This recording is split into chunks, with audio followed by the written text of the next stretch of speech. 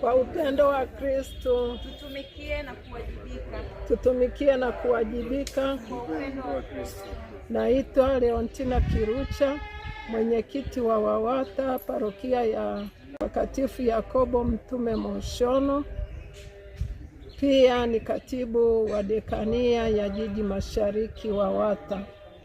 Kazi zetu WAWATA ni kuwaunganisha wanawake wote katika kujitambua, ajitambue kwamba yeye ni mama katika familia, parokia na jamii inayomzunguka, hasa katika malezi ya familia.